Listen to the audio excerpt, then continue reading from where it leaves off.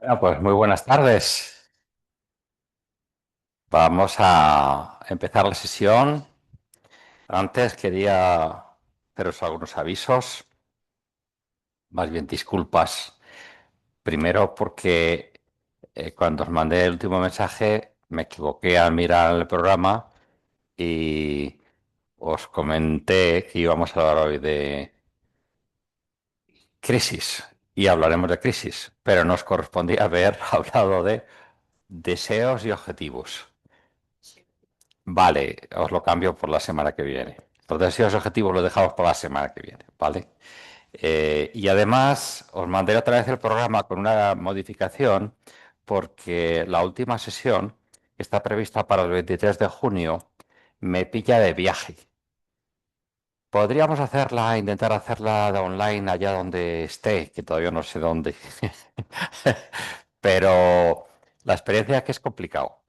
Entonces, mi propuesta sería, adelantamos al día 16 la del 23 y el 16 hacemos sesión doble. Para el que quiera venir a una, otra, a ninguna, eso vosotros mismas, ¿vale? Hacemos un descansito en el medio, vale. Entonces, eso sería un poco el programa. Y ya también tengo que pediros disculpas porque por la última cosa, porque la semana pasada os propuse la meditación del río, porque pensaba que encajaba bien con lo que Esteba iba a comentar en sus vídeos, que ya sabéis que es el hilo conductor de todas estas sesiones, ¿no? Los temas están ya predeterminados por Esteba y el de hoy, como todos los anteriores, pues es, desde mi punto de vista, aparentemente sencillo, pero de una sabiduría profunda, lo que dice sobre las crisis. Hay dos vídeos, además. Crisis a secas y luego crisis existenciales. Es como crisis al cuadrado. ¿Eh? Bueno, él lo explicará, ¿vale? Y os decía que fue la meditación del río y cuando me he puesto a buscar audios, digo, hombre, si este que encaja es este audio de Esteba, que además él propone la meditación del río. Por tanto, río otra vez para el que quiera y el que no, pues que cada uno haga lo que le parezca mejor, ¿vale? Y yo sí que quería proponeros en este esquema que vamos haciendo en las sesiones, en esta primera parte como de fijación mental, de preparación para escuchar el audio de Esteba y su propuesta, eh, daros un tiempo como de silencio, cada uno que conecte con la respiración, con el cuerpo, pero sí me gustaría mm, pediros que intentéis darle a la práctica un matiz especialmente compasivo, es decir, amabilidad, aceptación, agradecimiento hacia nuestro cuerpo, nuestra respiración, porque una de las claves de las crisis es la autocompasión, es ser capaces un poco de cuidarnos a nosotros mismos cuando las cosas van mal, porque estamos sufriendo y nos lo merecemos. Entonces, bueno, esto sería un poco el inicio de la práctica, ¿vale? Pues vamos a ver, empezamos apagando la luz, como siempre hacemos.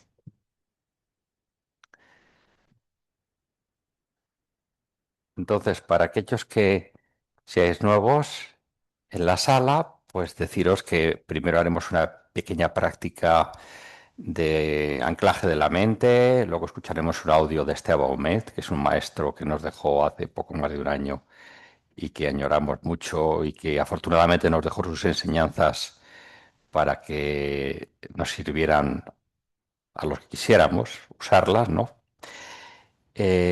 Luego habrá un periodo de práctica en silencio y finalmente veremos en esta ocasión no un vídeo, sino dos vídeos cortitos sobre las crisis.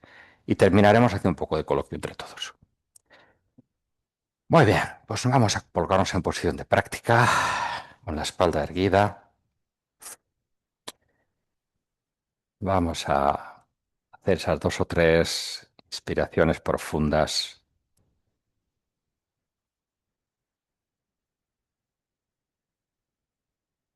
y vamos a sentir nuestro cuerpo y nuestra respiración.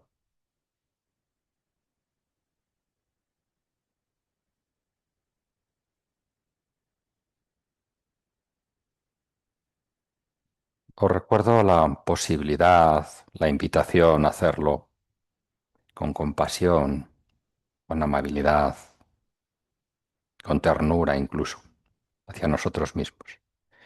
Quizá lo podamos ejemplificar esbozando una sonrisa interior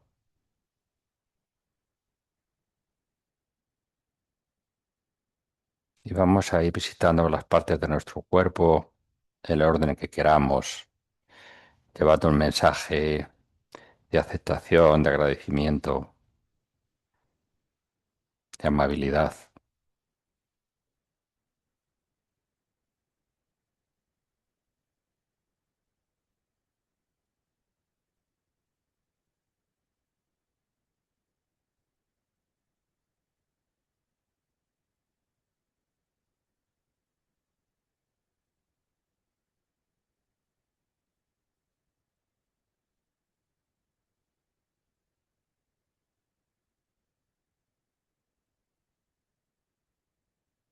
Toda la atención en nuestro cuerpo,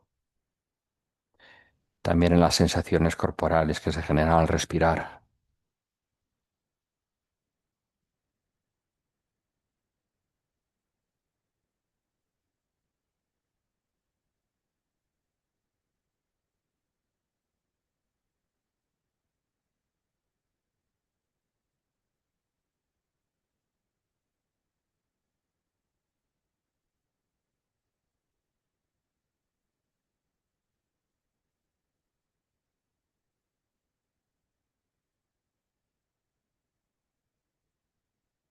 Cuando nos demos cuenta de que nuestra mente se ha perdido, con cariño, con amabilidad, la volvemos a llevar al punto de anclaje en el cuerpo, en la respiración.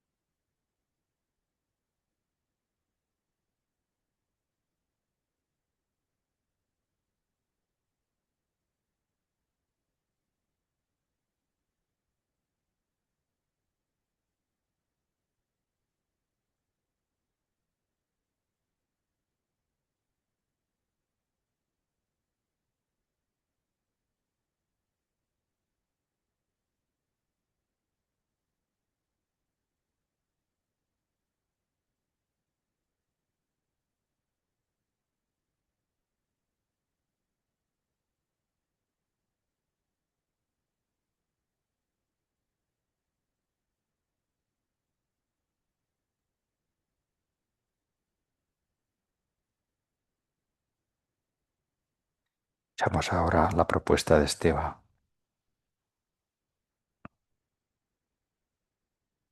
Muy buenas tardes nuevamente a todas y a todos. Me daba cuenta hoy de que hay una imagen de la naturaleza que quizás por ser ya tan habitual en los grupos de meditación, pues ni había pensado en proponerla. Y en cambio, pues es muy elocuente y he decidido pues plantearla también, traerla aquí hoy porque es una imagen, al menos a mí la verdad es que me habla mucho y me ayuda. Y he constatado que a bastantes personas, para ellas ha sido pues una imagen importante a la hora de meditar. Y sería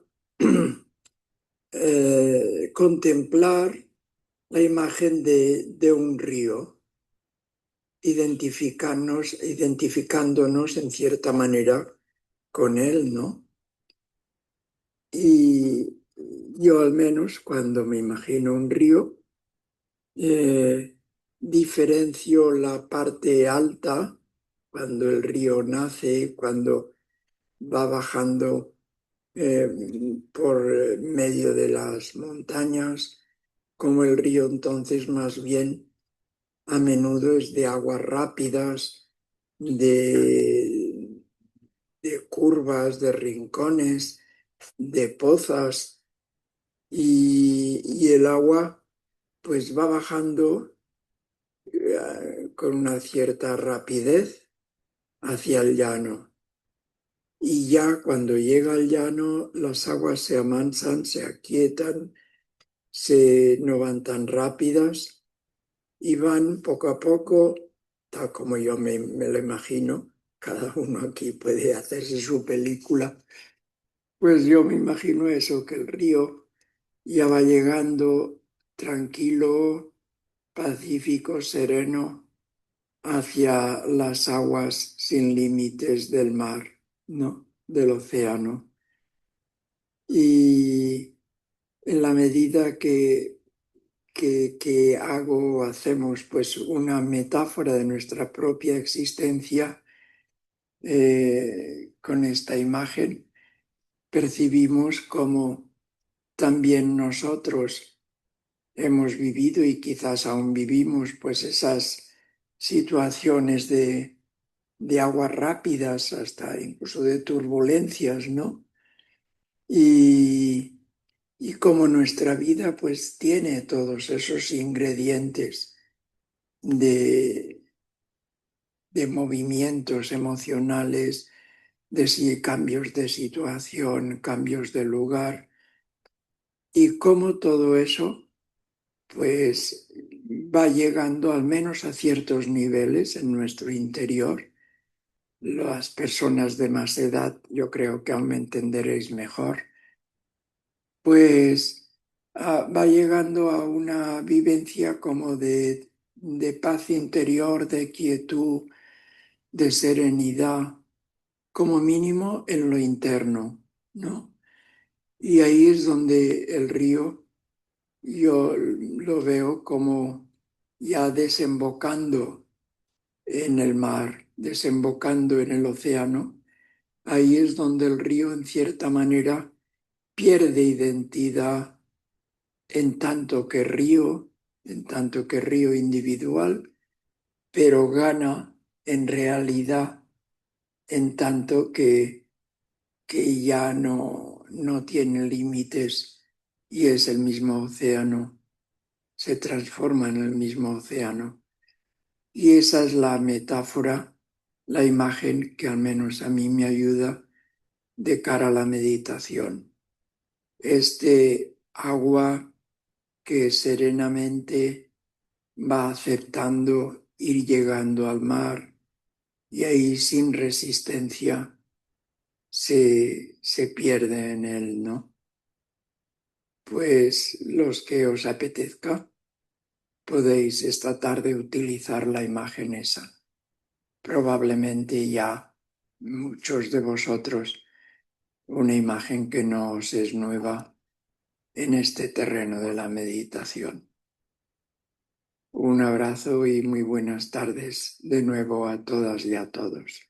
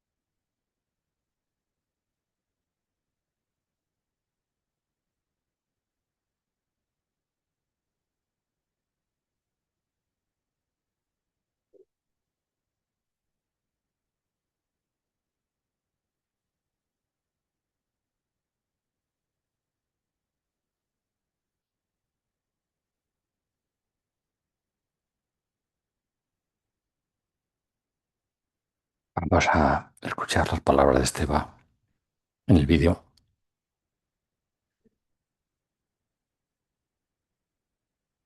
Una pregunta. A ver, el tema de las crisis. En la vida sí, pasamos muchas crisis. Crisis de pareja, la crisis de los 30, la de los 40 es diferente, ¿no? Después cuando nos vamos a jubilar, la de los 50, la de los 60. ¿Qué sentido tienen estas crisis? ¿Por qué?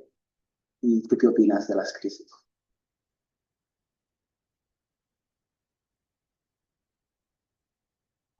Crisis quiere decir cambio, ¿no?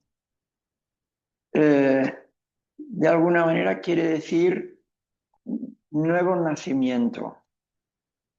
En este sentido, crisis no es negativo, no es un término negativo, ¿no? Las personas, como de natural, tendemos a la estabilidad, a la seguridad. Entonces, cuando uno en la vida lucha para conseguir una estabilidad a una cierta edad, pues querría, el deseo espontáneo es que eso se estabilice. Y luego descubres, sorprendido e incómodo en cierta manera, pues que la vida la has de rehacer día a día, que no la tienes hecha ya de un día para otro ya, o de un año ya indefinidamente. Y esa es un poco la dificultad, que permanentemente has de ir rehaciendo tu vida, ¿eh? Entonces, es como, ¿sabes lo de los judíos en el desierto? Que cuando se le quejan a Moisés porque dice, no, en Egipto estábamos mejor, éramos esclavos, pero al menos allí comíamos. Dice, aquí no tenemos nada. Y Moisés dice que ora a Dios y entonces Dios les da el maná. Y el maná era como unas semillas, como un algodón, que día a día les alimentaba. Unas semillas que parece ser que eran alimenticias.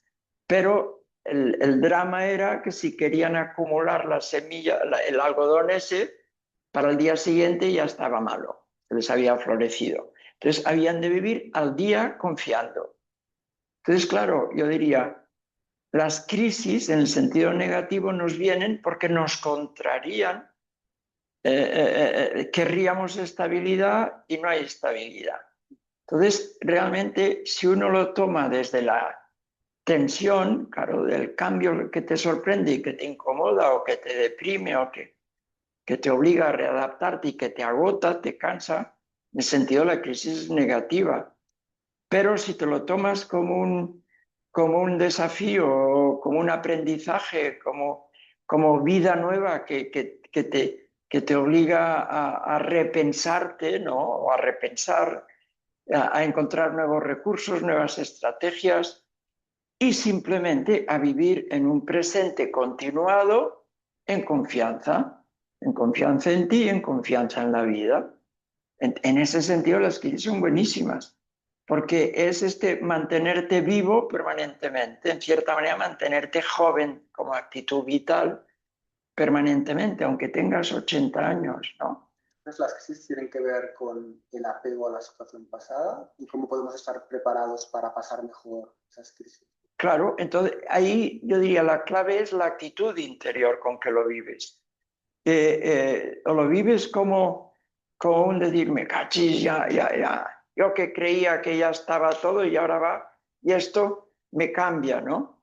Pero es que hay que darse cuenta de que la vida es un río que fluye. No quieras que sea un lago quieto porque se te va a pudrir el agua. Es un río que fluye confiadamente.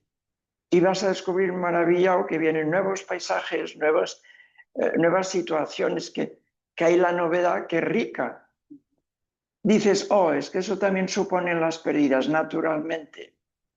Pero cuando tú vas flotando con un río, vas viendo paisajes que si no los dejas atrás no te vienen otros nuevos. Pues la vida es igual. Para superar las crisis hay que aprender a soltar.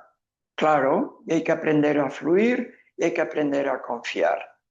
Y entonces, y hay que aprender a agradecer y a descubrir, ¿no? Agradecer lo que ha venido, pero dejar ir. Y abrirte también a la novedad. y estar como expectante en positivo, y eso solo se vive también desde la confianza.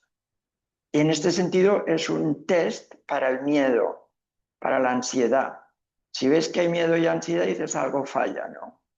En cambio, si eso lo superas desde la confianza, entonces te das cuenta de que todo va fluyendo de una manera maravillosa. Incluso aquello que no entiendes o aquello que de entrada te descoloca, hasta eso ya no intentas no interpretarlo en negativo, sino decir, lo entenderé más tarde. ¿Cómo sé que esto es malo? Buena suerte, mala suerte, ¿quién lo sabe? Cuento ese oriental, ¿no? Entonces dices, ¿cómo sé que esto es malo? Pues oye, probablemente cuando tenga más perspectiva respecto a mi vida, me daré cuenta de que esto ha tenido sentido, ¿no? Y aprendes pues a aceptar, a agradecer, y eso no es pasividad, porque tú te implicas en la dirección de lo que tú crees adecuado, pero fluyes, aceptas lo que va surgiendo, ¿no? Y es cierto, a los 30 pasas unos determinados cambios. A los 40 es otro momento vital, a los 50 ponemos estas fechas por poner algún punto de referencia, pero pueden ser a los 45, 50, cuando tú quieras, ¿no? Siempre la vida es evolutiva, ¿no? Ahí estamos. Te lo puedes tomar como un drama o te lo puedes tomar como un aprendizaje.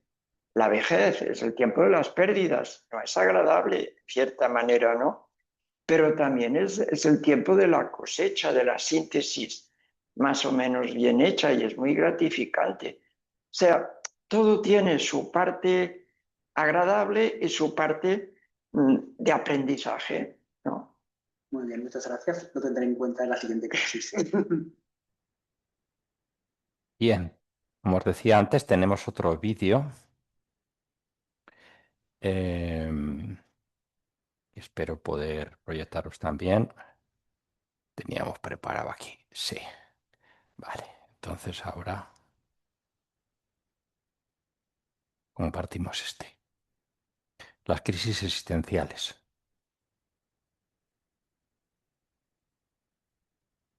Estaba hablando de las crisis, pero tengo una pregunta. Hay un tipo de crisis que son más profundas, las crisis existenciales, ¿no? Que te das cuenta que en esta vida pues te sientes vacío, nada tiene sentido. Entonces, ¿cómo nos damos cuenta de que estamos en una de estas crisis más profundas y qué tenemos que hacer para superarlas, ¿no? Mm.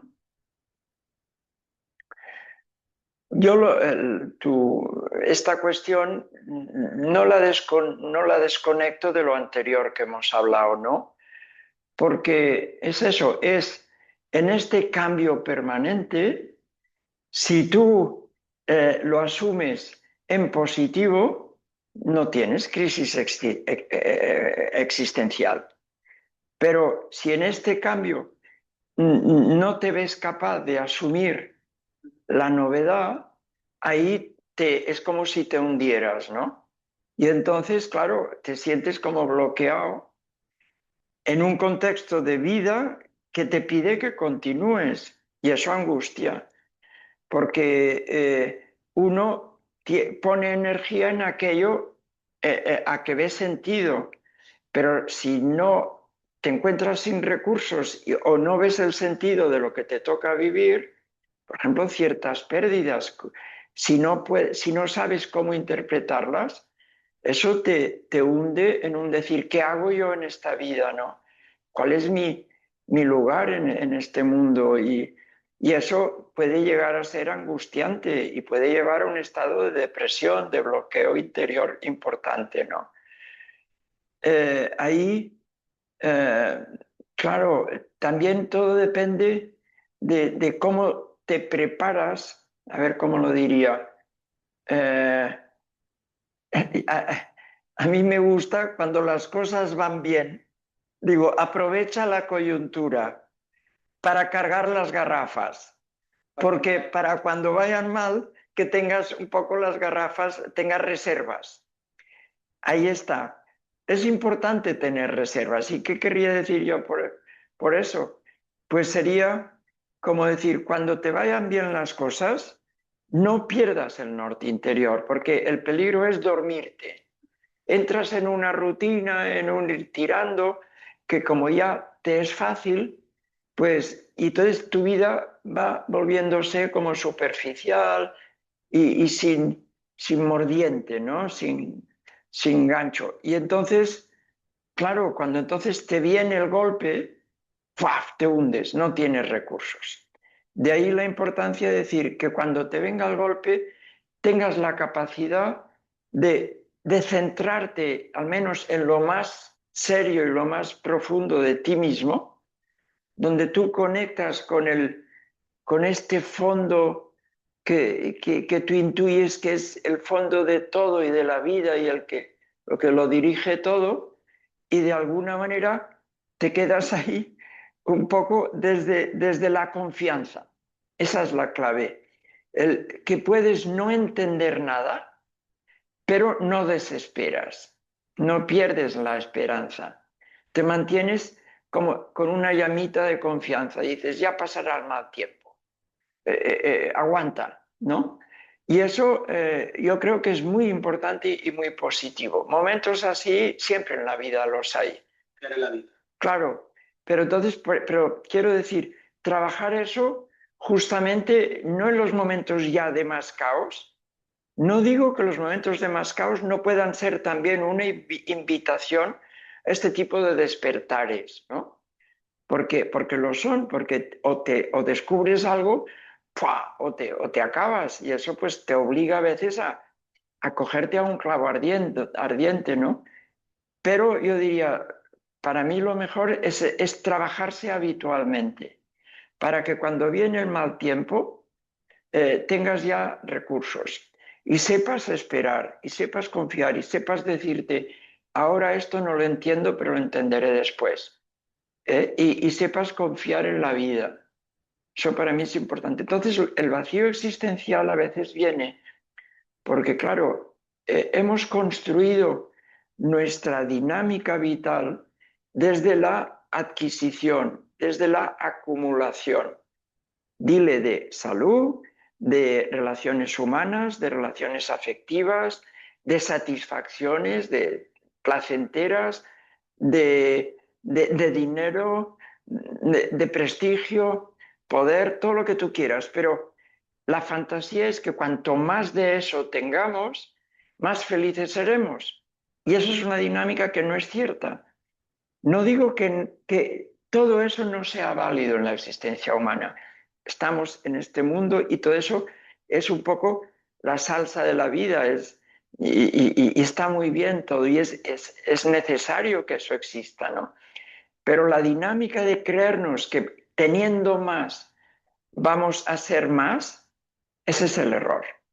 Porque aquí la dinámica realmente de la felicidad muchas veces es el vaciándote en el compartir, vaciándote en vez de yo, dejar entrar más al tú en tu vida, descubres mucho más sentido a tu vida y mucha más plenitud a niveles más profundos de los que hasta ahora tú vivías, ¿no? O sea que si dependemos del recibir, ya sea dinero, El acumular, estamos, bueno, pues dependemos de eso y eso es lo que puede hacer que tengamos el vacío. Pero si estamos desde el dar, claro, entonces tú vives desde el deseo. Si quieres acumular, vives desde la insatisfacción permanente, que te lleva a la fantasía de que cuando tengas aquello que en este momento no tienes, ya estarás satisfecho. Cuando eso te ha llegado, otra cosa. ¿Tienes ya dinero? Pues ahora quieres poder. ¿Tienes ya? Y ahí es el cuento de nunca acabar. Entonces, has entrado en la mala dirección. Entonces, yo diría, a veces la crisis existencial es como el correctivo vital, la vida es una gran maestra, que te quita eso, te despoja y te obliga a replantearte tus valores y tu dinámica. Y entonces es cuando tú dices, hey, algo falla. Y aprendes a moverte desde otra dinámica y te das cuenta con el tiempo que lo que te va a dar realmente plenitud es el vaciamiento. Nada que ver con la anterior manera de vivir, ¿no? Y entonces agradeces la crisis existencial que has vivido porque te ha llevado ahí. Ciertamente, si no haces ese aprendizaje, continuarás y continúas con la dinámica anterior, caes en depresión o te quedas en la amargura o en el no sentido, en la náusea, que dirían algún existencialista, Jean-Paul Sartre. Ciertamente, porque es el no sentido de tu existencia y eso realmente es angustiante. Pero eso no quiere decir que en nuestra mano, que no podamos realmente encontrar el sentido. Lo que pasa es que no hemos encontrado aún el dial adecuado para sintonizar con la emisora y el sentido no suena. Pues muchas gracias, Esteban. Vamos a intentar buscar ese dial. Muy bien, pues vamos a encender la luz. Tenemos unos minutillos para comentar.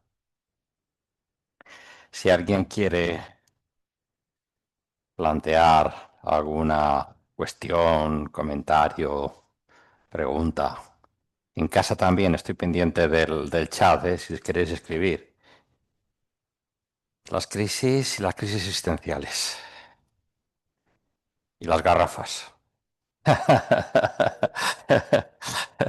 Bueno, las garrafas que hay que intentar tenerlas llenas en la o como podamos.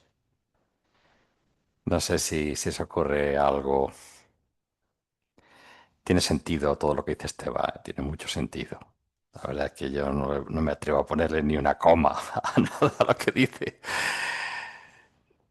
Iba a decir yo, pues mira, solamente deciros que, claro, hay crisis en la vida que te vienen de golpe por circunstancias que tú no has buscado y te sorprenden y en esas pues ahí hacemos lo que podemos y las encajamos como podemos. Pero hay crisis que en cierta manera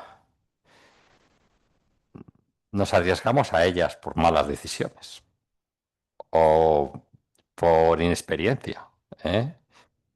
Como Esteban hablaba de la metáfora del río joven que se despeña por los acantilados, por tal, pues es muy habitual, ¿no? A medida que pasan los años y los que estamos aquí vamos cumpliendo algunos, pues vamos siendo como más prudentes. Y cuidado, cuidado. Claro. Entonces, en ese tipo de crisis que se pueden anticipar, yo sí que me gustaría, como médico, psiquiatra, aclarar algo, ¿no? Cuidado, cuidado con las actitudes vitales estas de lo que no me mata me hace fuerte. Que eso se atribuye a Nietzsche y se da como válido. Y yo diría, está incompleta la frase. Lo que no me mata me hace fuerte o me deja marcado para toda la vida. Los, hay circunstancias, sabemos que hay un trastorno dentro de la psiquiatría que se llama trastorno por estrés postraumático, que tiene que ver con esto. Personas que han sufrido un acontecimiento que de alguna manera les ha condicionado pues, su vida posterior, su mundo afectivo, de relaciones, que tiene tratamiento y hay posibilidades de mejoría, de recuperación. Pero bueno, yo no sé, quizá a vosotros no os haga falta, pero la sugerencia es, ante una circunstancia traumática que te pueda venir, atento, prepárate, como dice Esteban, sin duda, prepárate, llena las garrafas lo máximo que puedas y cuídate, ¿no? Y si puedes evitar lo más duro o dosificar o delegar para ir navegando eso de la mejor manera posible, bien harás en hacerlo, si te da la oportunidad. A veces la vida te pega el palo y ya está, y te la ha pegado y no te has dado ni cuenta, porque de repente lo que más querías pues te falta, ¿no? Y entonces, bueno, pues eso tiene poco acondicionamiento. Yo sí que creo que al final, un poco Esteban lo decía la semana pasada, ¿no? La vida también te da la manera de resolverlo, pero bueno, se trata de tener sentido común, saber que todo tiene su proceso, tiene su, hay que metabolizar eso y bueno, pues confiar, ¿no? Esteban era muy de la confianza en la vida, ¿no? Decía siempre, confía en la vida. Bien, sin duda. Yo creo que cuando dices confianza en la vida, yo casi me atrevo a decir, en cierto sentido, confía en ti mismo, en que tienes los recursos para sobreponerte a eso. Que a lo mejor no lo sabes hasta que no te tienes que poner las pilas, pero yo creo que lo hemos dicho otras veces. A veces nos sorprendemos a nosotros mismos cuando dicen, yo no sería capaz de aguantar lo que aguanta esa persona. Bueno, la vida te pone en esa circunstancia y resulta que también eres capaz. Y eso te quita muchos miedos y muchas inseguridades. Pero bueno, estoy hablando de mi opinión, mi experiencia y a mí me interesa que haga un poco de coloquio, ¿eh? Eh, los talleres suponen llenar las garrafas. Pues hombre, me alegro de que tenga ese sentido para ti. Como si siguiera con nosotros, dice Carmen. Pues sí, la verdad es que es un privilegio poder escucharle. Confiar y sobre todo ser humildes. Hombre, es que si no eres humilde, los golpes vienen corregidos y aumentados. Tony, vamos, estoy totalmente de acuerdo contigo. Para mí, la marca de la sabiduría es la humildad. El otro día me decía alguien, es que los maestros, digo, mira, maestro, realmente, ¿cómo se sabe? ¿No? Digo, pues humilde, generoso y que no te deje llamarle maestro. Diría tres cosas. Y Esteban, vamos, eh, eh, que es un poco lo de la humildad, ¿no? Tiene todo el sentido. Cultivar la confianza. Hay situaciones en la vida que son difíciles de aceptar. Vale más estar preparado.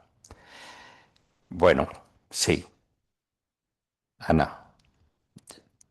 Adelante. Te voy a apagar el micrófono para que te escuchen en casa, porque si no, no te van a oír.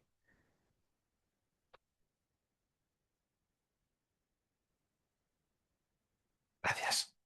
Yo creo que en los zarpazos, estos que has dicho, lo que más nos afecta o lo que más nos limita no es lo que somos, es lo que pensamos que no somos. Ujú. Y desde luego en estas situaciones, importantísimo tener las garrafas, deciré llenas, pero, Muy bien, muy bien. ¿sabes? Creo, Estupendo. pienso, ¿eh? Yo creo que esa matización vamos, te la comparto perfectamente. Y de alguna forma también hacía alusión a esto, a lo que aprendes de ti mismo, ¿no? A lo que te enseñan. Dicen en la tradición oriental que las personas que te generan problemas por acción o por omisión son tus maestros espirituales, porque te enseñan mucho sobre ti mismo, ¿no?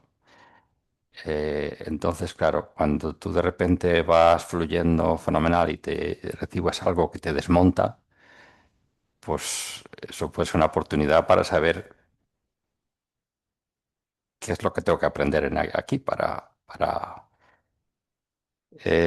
yo esto es verdad que lo veo mucho sentido. Lo que pasa que también siendo, no sé cómo decir la palabra, siendo honestos, por lo menos conmigo, a mí me cuesta mucho todo eso, hacerlo rápido y a veces me doy cuenta que se necesita tiempo de aceptar, ¿no?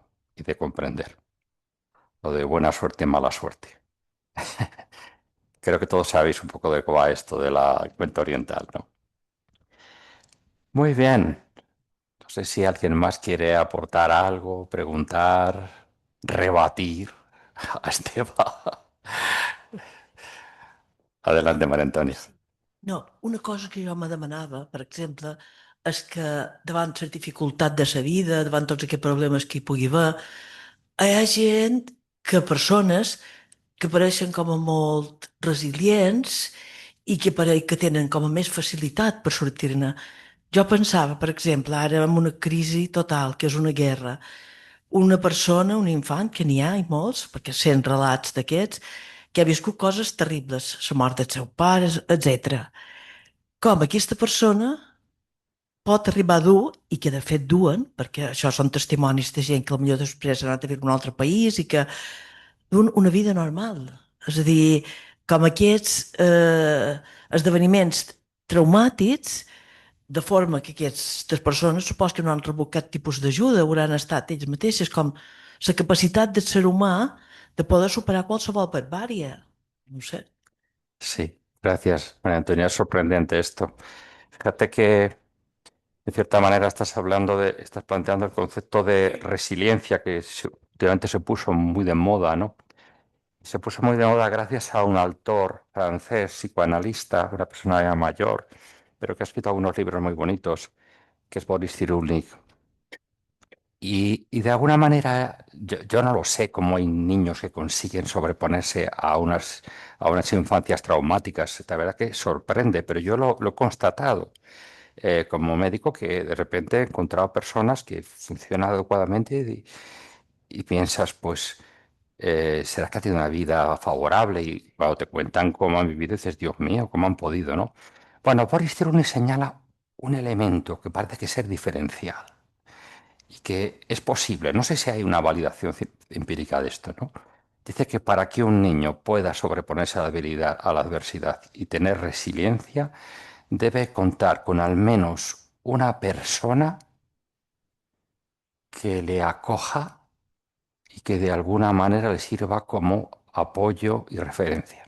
No tiene por qué ser un padre, madre, ni siquiera un familiar. Puede ser un maestro, un vigilante, por lo menos mm, para poder hacer ese proceso y salir de esa situación dura sin demasiadas huellas traumáticas, tiene que haber esa acogida de alguien, ¿no?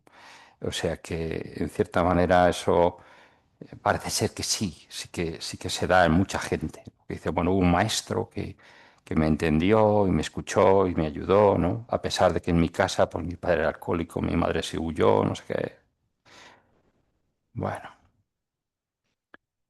muy bien, pues no sé si alguien más quiere comentar algo. En casa queréis.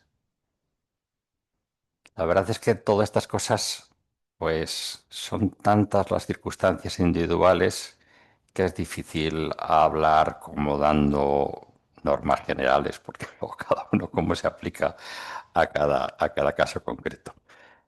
Pero desde luego que el amor y la confianza es al final lo que te hacen salir adelante, ¿no?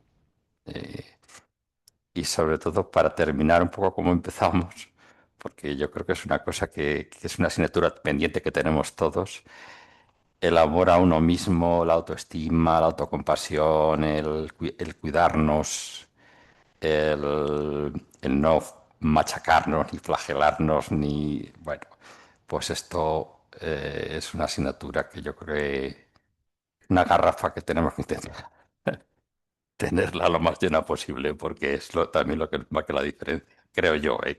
Sí. Ser amigos de uno mismo, no. Que es difícil, porque la educación a veces que has tenido Sí, es pues un poco de machacarte, sí, de ir a la perfección, sí, y entonces somos muy autocríticos. sí.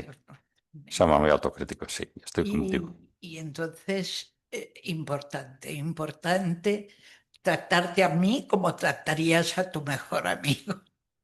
Eso es. Eso está muy bien pensado. Yo alguna vez lo uso con un paciente mío. Digo, ¿qué te diría de esto que me estás contando tu mejor amigo? Y diría, no, hombre, no, me diría que me estoy exagerando, que has hecho lo mejor que has podido, que cómo te estás tratando así de mal. Digo, pues tú mismo. Quiero decir, si es tu mejor amigo, te conoce bien, qué visión más diferente de la que tú te aplicas, ¿no? Bueno, tenemos que seguir llenando garrafas. Muchas gracias. Nos vemos la semana que viene. Gracias.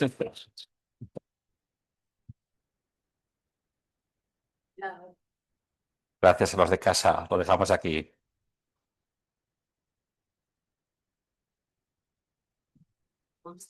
¿Qué tal? Bien, ¿y tú? Decía mi amigo Ignacio, bien porque te veo. Sí. Muy bien. No sé si ho sé que si ve bé, perdona'm per favor, entre la diferència entre cuidar-se i victimitzar-se. Que jo a vegades me victimis i penso que me cuido. I dic, pobrecita de mi, i això no és cuidar-te, això és victimitzar-te, que és pitjor. Doncs si un dia, com que xerrant tots aquests temes en xerrar, m'agradarà molt. Venga, nos vemos. Gràcies. Venga. Gracias, Antonia. ¿Me puedes apuntar? Este autor. Bueno, aparte que no lo he oído bien, no me gusta, no digo, bueno, es bonito. Así, y es francés. Gracias. Sí,